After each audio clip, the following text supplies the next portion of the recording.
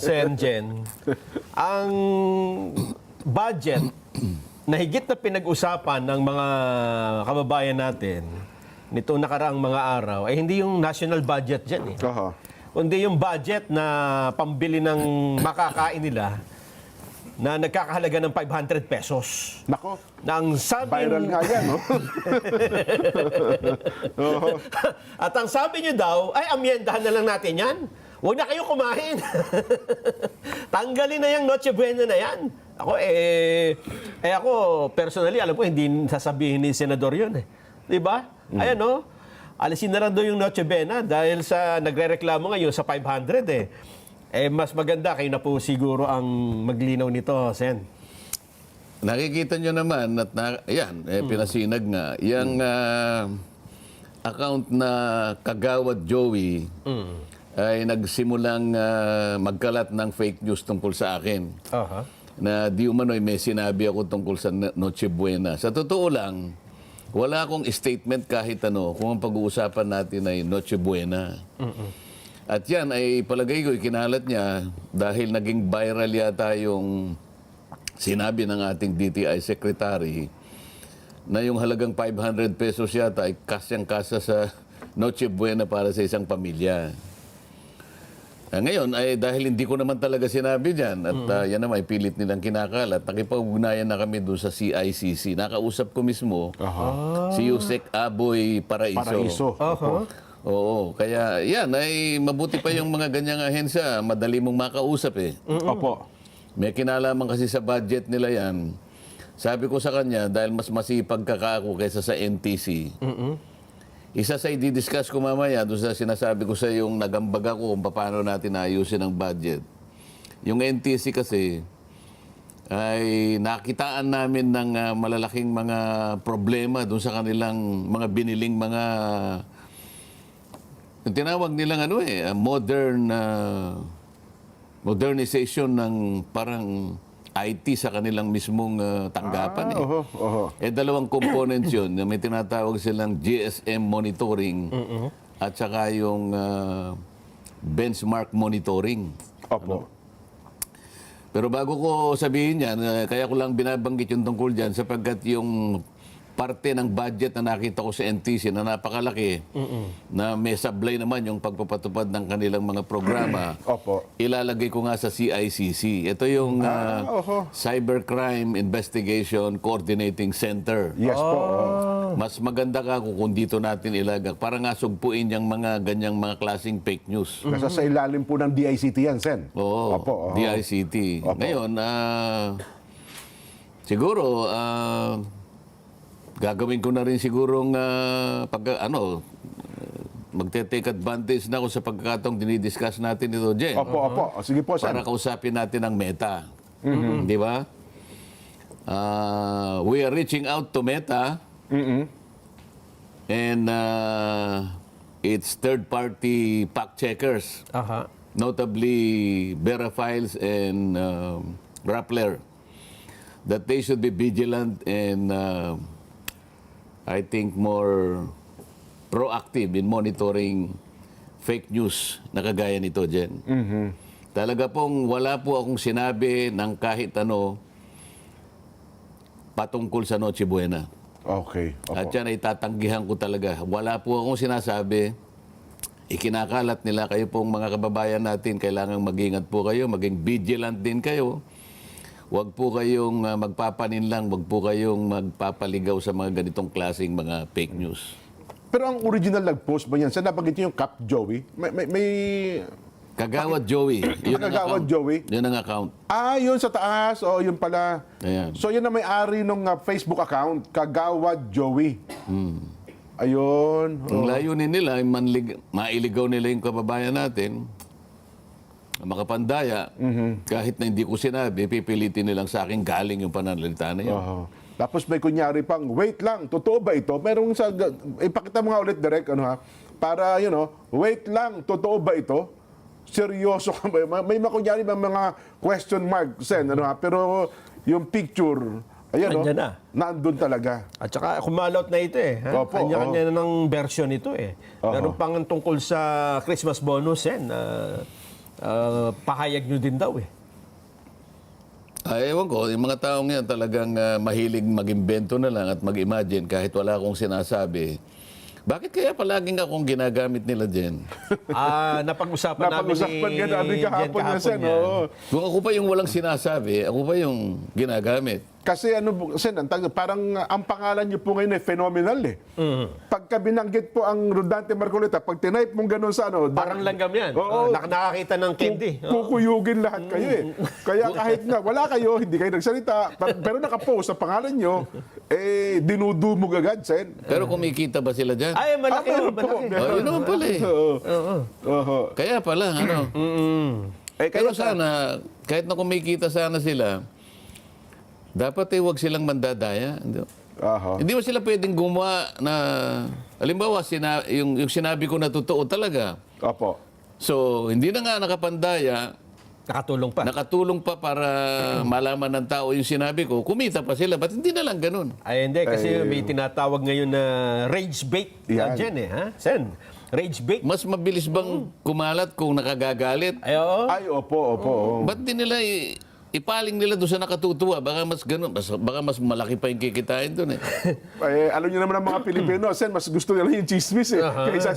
Kaysa sa mga totoong bagay. Siguro kung hindi mas na- masarap pag-usapan, no? Hanggang hindi nasasampulan, Sen. Oho. Kasi Ba't hindi na lang kayong dalawang gamitin nila? Ba't ako pa? walang mag-engage. Oh. Yan naman kami sikat. Sabi niya, huyo, sino kaya? Pero ganun pa man, Sen. May pampalubag loob naman eh. Huwag mo kayo gaano magdamdam. Ano yun? May 500 Eh, di ba? ba? Hindi. Lumabas ngayon, di ba? Doon sa isang, ano ba yan, kayo po ang top 3 Oo. performing senator ng Oo. ating bansa. Sa survey, ano? Oo. Sa kabila nung lahat ng ginagawa sa inyong paggulapol, mga negatibong bagay, aba, sabi nga namin kahapon, first time senator, wala pang isang kalahating taon, kayo po ang na-appreciate ng taong bayan. Sana, ang dami nyo nalagpasan. Di ba baka fake news na naman yan? Hindi naman. Hindi naman po. Mukhang totoo naman po. Paano natin malalaman kung totoo yan o hindi? Ipakita nga natin, direct, ano ha? Kahapon, diniscuss din namin ni Nelson yung bagay na yan, ano ha? Yung fake news to kasi kayo mismo yung nag-post nito eh. Hindi, kakagaling ito sa numero. Sa Ayan. numero. Oo. Oh.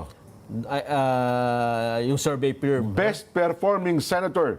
Isa pong, ano bang nag-conduct ng survey, ano ha? Oh. Yung numero. Yan. Yun naman sa ng mga pampalubaglog. Sabi nga namin kahapon, kahit na hinihila kayong pababa, ang taong bayan po naman na-appreciate ang Pero inyong ginagawa sa kanila. Nelson, kung Opo. halimbawa yung mga third party and independent fact checkers, Ayan, halimbawa ako, ng napakalaki Meta, ng papel niyan, Sen. Tama kayo. kung sila ay independent o kaya objective, alam nila na fake news, para makatulong sila, edi maging vigilant sila at proactive talaga para i-take down kagad. Para sa ganun, nasa-save nila sa pagkaligaw yung ating mga kababayan. Ba't hindi ganun ang gawin nila? Bakit meron pang fact checkers kung wala rin naman palang masyadong naiko-contribute? Parang nananatili pa rin naikakalat sa maraming mga taga-subaybay o sa mga tao. Yan nga po ang ipinagtataka natin sa ano. Minsan nga, di ba, minsan ang gobyerno nagreklamo na dyan, di ba, Nelson? Naalala mo na bakit kapag ka-anti-government, hindi dinadown. Pero kapag yung mga nakalipas na administrasyon, Sen, pero kapag minsan mga pro-government na mga ano, minsan dinadown nila yung mga post na ganyan, mukhang, aywan ko lamang po, Selective. selective Ang po yung mga pagpapack-check. fact-checker na ito eh. O, edi parang masasabi mo na bakit ang Meta ba hindi siya makakakuha ng independent-minded o kaya objective na fact-checker para sa ganun ay makasiguro siya? Dapat nga. Kapag ang kinuha mo ay may kinikilingan na sektor halimbawa, hindi siya talaga fact-checker. Tama. Selective siyang fact-checker. Hindi maganda yon. Isa po yan. Dapat kapag nahirang kang ganun, tungkulin mo kahit sino pang masagasaan, wala kang kikilingan. Oho. Yun ang talagang tunay at mapapakinabangan na fact-checker. Alam mo, tama po kayo. At, naalala ko nga, minsan may pahayag dyan si DICT Secretary Henry Aguda ang problema po kasi walang opisina ang social media sa Pilipinas eh. Pumupunta pa po ng Singapore, di ba Nelson? Ang kanilang main office, kaya ang kinuha ata sa Pilipinas, fact checker lang, Sen. Yun ata ang isa sa mga sa kabila ng ang Pilipinas ay isa sa pinakamaraming gumagamit po ng social media. Oo, ang problema ko lang naman yung fact checker na kanilang ma-appoint, dapat talaga yung objective, yung walang kikilingan para makasiguro tayo. Yun lang naman ang inihingi natin sa Meta. Tama po. Well, sana ho. Ngayon, so ida-down na ba? Kailan pa bang bago nila i-down yung post na yun ni Cap Joey na yun, Kagawad Joey na yun? Sana, pag nakikinig sila ngayon, ora mismo sana makagawa sila ng paraan para ma-take down. Ayun. Di ba? Kasi kung fake news, hindi pa kikinabangan eh. Totoo po. Makakapanlin lang sila ng maraming tao. Ayun. Palagay mo na, Son. Ang problema, paulit-ulit ito eh. No? Kailangan talaga may masampulan. Kasi hindi lang kayo, Sen, ang biktima nito eh. Marami ng personalidad ang kunwari ay sinabi, hindi naman pala. Oo, apakarami. Pero yung yung parusa ba ay parang i-take down mo lang? Mukhang ganun Wala po wala bang magiging pananagutan kung sino man yung... Alam bang magagawa yung Meta na kilalanin, matukoy, kapag natukoy, ano ba yung kanyang responsibility? Ano yung kanyang magiging liability? Mapaparusahan ba? At kung mapaparusahan, ano bang parusa para sa kanila? Nako, wala Sen eh. Sa Meta, part ng lang Meta, yan. wala no? Maliban na mag-file kayo siguro ng kaso. Aanuhin ka doon lang. sa nag-post. Ang pinakamabigat na parusa ng Meta dyan, i-deactivate lang yung account mo. Yung hindi ka na makakapag-post. Sa ngayon, ganun lang. Kasi maaaring yan, dumami o kaya pati yung extent ng kanilang panlilin lang, malay mo sa susunod na mga panahon ay mas lalong lalalim, magiging, anong tawag doon? Malala. Magiging malala at saka yung gagawin nilang pamamaraan ay magiging mabalasik. Totoo po yan. Maaaring nakakatakot. Maaaring magkaroon pa ng damage sa sa mga kababayan nating makakakita. Wala ba silang iniisip na pamamaraan para matakot man lang o kaya kahit anong paraan lang. Kasi ngayon kasi, pagka tinake down mo lang, ngingiti-ngiti lamang yung may-ari ng account. Ayun nga po. Gagawa ng bagong account yan. Napakadalis pa na magawa ng account. Ay, nako. Anyway, ayan po ang dilemma natin kung ang pag-uusapan natin ay social media.